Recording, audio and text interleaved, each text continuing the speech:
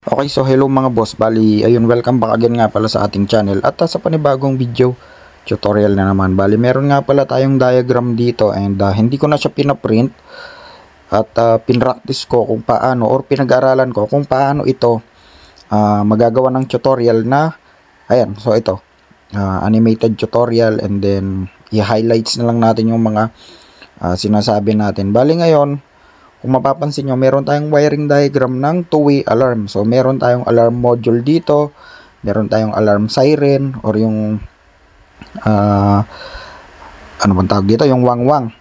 And, kompleto na yan. Mag-umpisa sa may battery,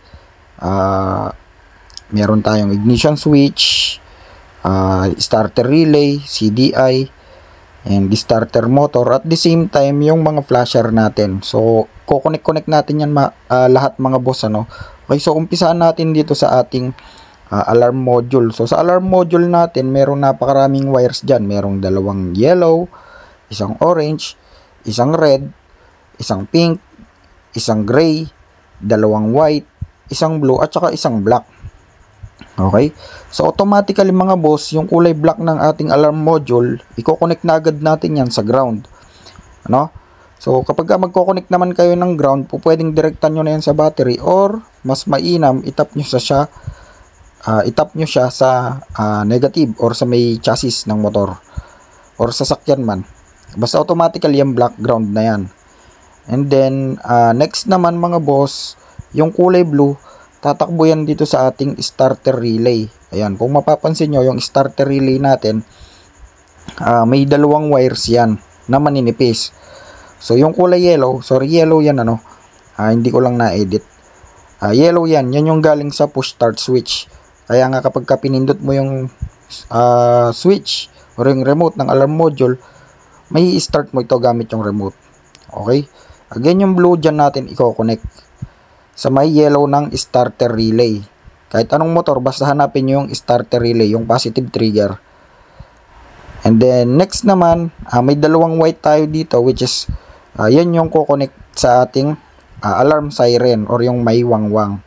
So, labas na tayo dyan. At next naman natin i-connect mga boss, hanapin natin yung kulay gray na wire nitong ating alarm module at yan naman ay i-connect natin dito sa may ating CDI. No? So, wag natin nga palang i-connect yan. Yung kulay black na may stripes na white ng ating CDI, puputulin natin yan. At pagkatapos, yung kulay gray ang i-connect natin sa may pinagputulan sa mismong CDI. So, doon natin siya i-connect. And then, next naman yung pink. Kung mapapansin nyo yung pink, yung pinagputulan ng wire na CDI, which is yung kulay black na may stripes na white, dyan natin i-connect. So, karugtong naman yan yung ating ignition switch. So, doon naman tatakbo yan. Again, mga boss, inuulit ko, kapag kakinat natin yung wire na black na may stripes na white ng ating CDI at ang ignition switch, i-connect natin yung gray sa may CDI.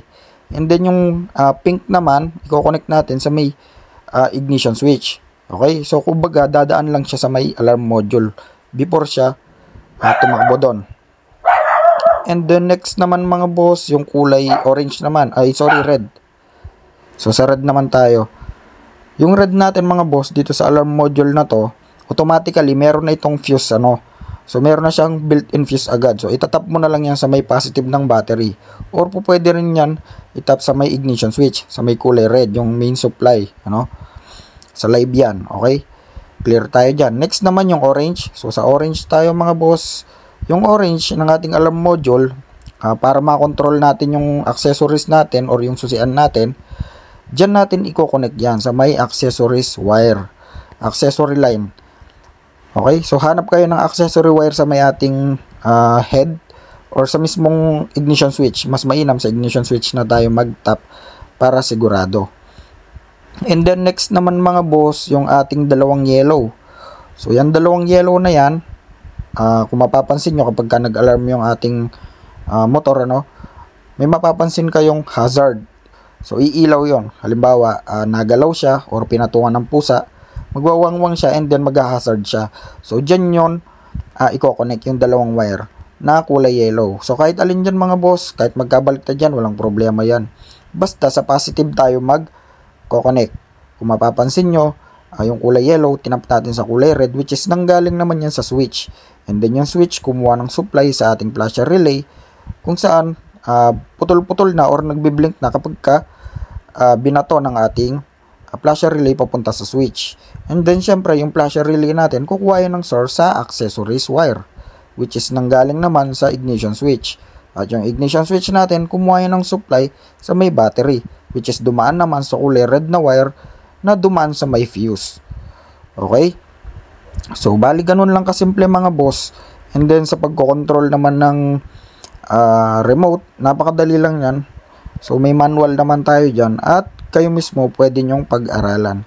So, napaka-basic lang naman ito mga boss. Kinumpleto ko na. So, may battery, starter relay, starter motor, CDI, ignition switch, accessories wire, ayan, flasher. So, connected na yan. Basta sundan nyo lang itong wiring diagram natin, may install nyo yung alarm nyo ng napakadali. Kahit na kayo na lang. Okay?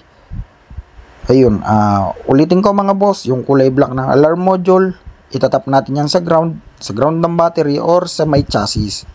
So yan na yung pinaka main ground ng module natin. Tapos yung dalawang white, may sariling socket naman yan, i-connect mo lang yan sa may alarm siren or sa may wangwang. Wala nang wawiringan dyan. Next, yung kulay gray, tatakbo yan sa CDI. Pero bago yon, putulin mo muna yung wire ng CDI, which is itong kulay black na may white. At yung gray naman ng ating alarm module, dun mo siya i-connect sa may pinagputulan ng CDI. At pagkatapos, yung kulay pink, i-connect mo naman ito dito sa may pinagputulan ng ignition switch, which is galing din sa may CDI. And then yung red, tatakbo na yan sa may positive ng battery.